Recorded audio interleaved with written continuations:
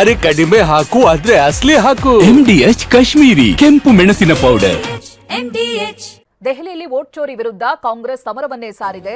ರಾಹುಲ್ ಗಾಂಧಿ ನೇತೃತ್ವದಲ್ಲಿ ಕಾಂಗ್ರೆಸ್ ರಣಕಹಳೆ ಮೊಳಗಿಸಿದೆ.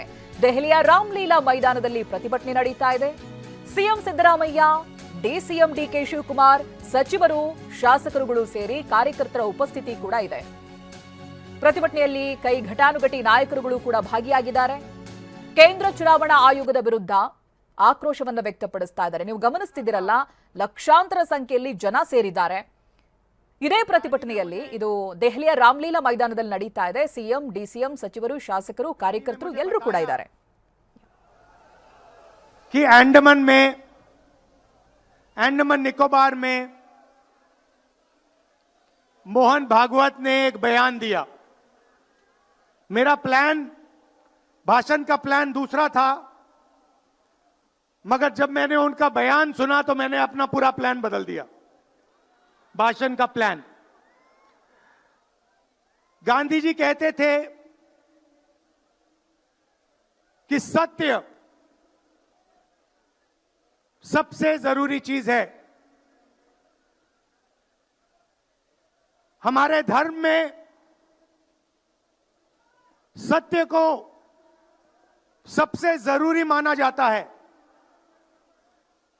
आपने सुना होगा सत्यम शिवम सुंदरम, सुना है? हमारे धर्म में कहा जाता है सत्यम शिवम सुंदरम. आपने सत्यमेव जयते भी सुना होगा, सुना है? अरे भाई, कांग्रेस के कार्यकर्ता हो, सुना है? अब मोहन भागवत का बयान सुनिए. विश्व सत्य को नहीं, शक्ति को देखता है. जिसके पास शक्ति है उसे माना जाता है. यह मोहन भागवत की सोच है. यह विचारधारा आरएसएस की है.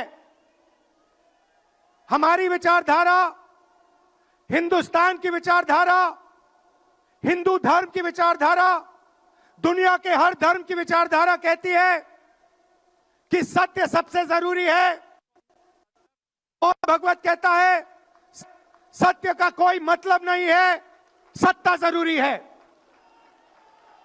इस बात की लड़ाई हो रही है हिंदुस्तान में. भाई और बहनों, सत्य और असत्य के बीच में लड़ाई हो रही है. और मैं आपको इस स्टेज से गारंटी देके कहता हूं, आप देखना, हम सत्य को लेकर, सत्य के पीछे खड़े होकर नरेंद्र मोदी और अमित शाह को, आरएसएस की सरकार को हिंदुस्तान से हटाएंगे. उनके पास सत्ता है, वो वोट चोरी करते हैं. देखिए, आपके सामने पड़ा है. वो वोट चोरी करते हैं. 10,000 रुपए चुनाव के समय, चुनाव हो रहा है, 10,000 रुपए वो देते हैं.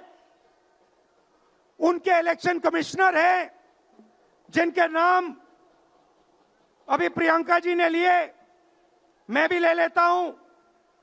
Gyanesh Kumar, doctor Sukhbir Singh Sandhu, doctor Vivek Joshi.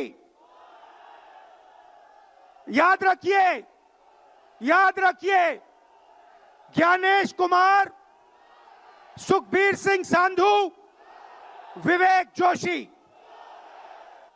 ये जो सत्य और असत्य की लड़ाई हो रही है, इलेक्शन कमीशन बीजेपी के सरकार के साथ मिलकर काम कर रहा है. और इनको जितनी भी इम्यूनिटी देनी है दे दो. नरेंद्र मोदी जी ने इलेक्शन कमिश्नर्स के लिए कानून बदला, नया कानून लाए. कहा कि इलेक्शन कमिश्नर कुछ भी करे, उन पर एक्शन नहीं लिया जा सकता है, उन पर कार्रवाई नहीं ली जा सकती है। मैं स्टेज से आपको कह रहा हूं, कांग्रेस पार्टी आपको कह रही है, आप मत भूलिए, आप हिंदुस्तान के इलेक्शन कमिश्नर हो, आप नरेंद्र मोदी के इलेक्शन कमिश्नर नहीं हो। और हम आपको साफ कह रहे हैं, यह जो कानून बना है, आपकी रक्षा करने के लिए कानून बना है।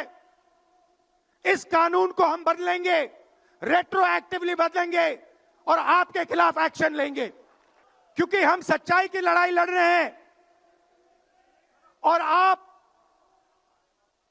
असत्य के साथ खड़े हो।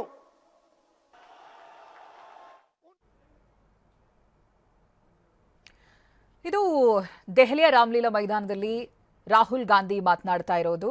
ಈ ಹಿಂದೆ ಬಿಹಾರ ಎಲೆಕ್ಷನ್ ಸಮಯದಲ್ಲಿ ಏಕಾಏಕಿ ಪಕ್ಷವೊಂದು 10,000 ರೂಪಾಯಿ ಎಲ್ಲ ಮತದಾರರ ಅಕೌಂಟ್ಗಳಿಗೆ ಹಾಕಿರೋದು, ಅದರ ವಿಚಾರವನ್ನು ಕೂಡ ಪ್ರಸ್ತಾಪ ಮಾಡಿದ್ರು. ಆಮೇಲೆ ಯಾವ ರೀತಿಯಾಗಿ ವೋಟ್ ಚೋರಿ ಆಗಿದೆ ಅನ್ನೋದಕ್ಕೆ ಕೆಲವೊಂದು ನಿದರ್ಶನಗಳನ್ನ ಮುಂದಿಟ್ಟು ಮಾತನಾಡ್ತಾ ಇದ್ರು. ಈ ಹಿಂದೆ ಕೂಡ ಒಂದೇ ಕ್ಷೇತ್ರದಲ್ಲಿ ಏನೇನು ತಪ್ಪುಗಳಾಗಿದೆ ಅನ್ನೋದನ್ನ ಹೇಳ್ತಾ ಇದ್ರು. ಇನ್ನು ಪ್ರತಿಭಟನಾ ಸಮಾವೇಶದಲ್ಲಿ ಸಂಸದೆ ಪ್ರಿಯಾಂಕಾ ಗಾಂಧಿ ಭಾಷಣ ಮಾಡಿದ್ದಾರೆ. ಮಹಾರಾಷ್ಟ್ರ ಹರಿಯಾಣ ಚುನಾವಣೆಯಲ್ಲಿ ಮತಗಳ್ಳತನ ಆಗಿದೆ ಅನ್ನೋದಾಗಿ ಅವರು ಹೇಳಿದ್ದಾರೆ. ಸಂಸತ್ನಲ್ಲಿ ಮತಗಳ್ಳತನದ ಬಗ್ಗೆ ಚರ್ಚೆಗೆ ಅವಕಾಶವನ್ನೇ ನೀಡ್ತಾ ಇಲ್ಲ, ನಾವು ಒಂದೇ ಮಾತರಂ ಬಗ್ಗೆ ಚರ್ಚಿಸುತ್ತೇವೆ ಅಂತ ಹೇಳಿದ್ದಾರೆ. ನ್ಯಾಯಯುತ ಚುನಾವಣೆ ಎದುರಿಸಲಿ ಅನ್ನೋದಾಗಿ ಸವಾಲ್ ಹಾಕ್ತೀನಿ. ಬ್ಯಾಲೆಟ್ ಪೇಪರ್ ಮೂಲಕವಾಗಿ ಚುನಾವಣೆ ನಡೆದ್ರೆ ಬಿಜೆಪಿ ಗೆಲ್ಲಲ್ಲ ಅಂತ ಹೇಳಿದ್ದಾರೆ. ಬ್ಯಾಲೆಟ್ ಪೇಪರ್ಗೆ ಬಳಸಿದ್ರೆ ಗೆಲ್ಲಲ್ಲ ಅನ್ನೋದು ಅವರಿಗೂ ಕೂಡ ಗೊತ್ತಿದೆ. ಬಿಹಾರ ಚುನಾವಣೆಯಲ್ಲಿ ಸೋತಿದ್ದಕ್ಕೆ ನಿರಾಸೆಗೊಳ್ಳಬೇಕಾಗಿಲ್ಲ, ಯಾಕಂದ್ರೆ ಅವರು ಕಳ್ಳತನದ ಮೂಲಕ ಗೆದ್ದಿದ್ದಾರೆ ಅನ್ನೋದು ಗೊತ್ತಿದೆ ಅಂತ ಪ್ರಿಯಾಂಕಾ ಗಾಂಧಿ ವಾಗ್ದಾಳಿ ನಡೆಸಿದ್ದಾರೆ. जरा एक बार जोर से, इतनी जोर से नारा लगाइए कि यहां से गूंजता हुआ प्रधानमंत्री निवास तक जाए, वोट चोर, वोट चोर, वोट चोर। ये वोट क्या है, इसकी कीमत क्या है हमारे जीवन में, इसको समझना बहुत जरूरी है। बहुत समय पहले जब आजादी की लड़ाई शुरू हो रही थी और नेहरू जी जगह जगह जाते थे लोगों से मिलने के लिए, तो एक नारा गूंजता था। जब वो पहुंचते थे तो देश की जनता भारत माता की जय जयकार करती थी। उस समय नेहरू जी ने इस बात का उल्लेख किया कि भारत माता क्या है। उन्होंने कहा कि भारत की प्राकृतिक संपत्ति, भारत की नदियां, भारत के पहाड़, भारत के खेत तो भारत माता है ही, लेकिन भारत की जनता, भारत का एक एक बेटा, एक एक बेटी, जो इस धरती का पुत्र है, जो इस धरती की पुत्री है, वे सब भारत माता के अंश हैं, वे सब एक तरह से भारत माता ही हैं। और इसी सोच, इसी भावना ने हमारे संविधान को बनाया। इसी भावना ने आप सबको एक एक वोट दिया, जिससे आपका सबसे बड़ा अधिकार सरकार को चुनने का, सरकार को गिराने का आपको मिले। इसी सोच ने, इसी भावना ने इस तरह की संस्थाएं बनाई कि लोकतंत्र को मजबूत रखें। कैसी संस्थाएं थी ये? न्यायपालिका, मीडिया, संसद, ये राजनीतिक दल जिसका हम भाग हैं, विपक्षी दल, सत्ता पक्ष के जो नेता हैं वो, चुनाव आयोग, ये सब जनता के हित की रक्षा के लिए बनाए गए। ಇನ್ನು ಮಲ್ಲಿಕಾರ್ಜುನ್ ಖರ್ಗೆ ಕೂಡ ಮಾತನಾಡ್ತಾ ಇದ್ದಾರೆ. ಏನ್ ಹೇಳ್ತಾರೆ ಬನ್ನಿ ನೋಡೋಣ. मैंने सोचा, अरे 8 घंटे का ऑपरेशन है, मेरी पत्नी मुझे फोन की, मेरी बेटी डॉक्टर है, उसने किया, घर के 3-4 लोग फोन किए कि ये बड़ा ऑपरेशन है, आपको आना चाहिए। तो मैंने उनको बोला ठीक है ठीक है। फिर आखिरी में सोचा, अरे इस देश के लिए बॉर्डर पे जाके ये जवान मरता है अपने मातृभूमि के लिए, और देश के हित में इंदिरा गांधी जी कुर्बान दी, राजीव गांधी जी कुर्बान दिए, और सोनिया गांधी जी सब कुछ त्याग की, और मैं अपने बेटे के लिए जाऊं और ये पार्लियामेंट छोड़ के और यहाँ पर जो वोट चोरी का इतना बड़ा जो जुलूस है या बहुत बड़ी लड़ाई है, इस लड़ाई के छोड़ को मैं नहीं जाऊंगा।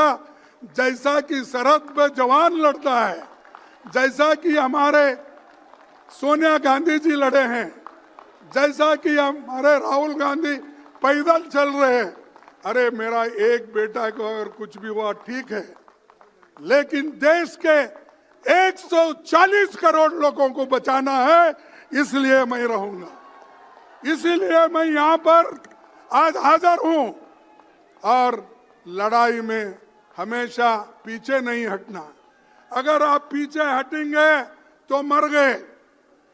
डरो मत, कुछ भी आने दो।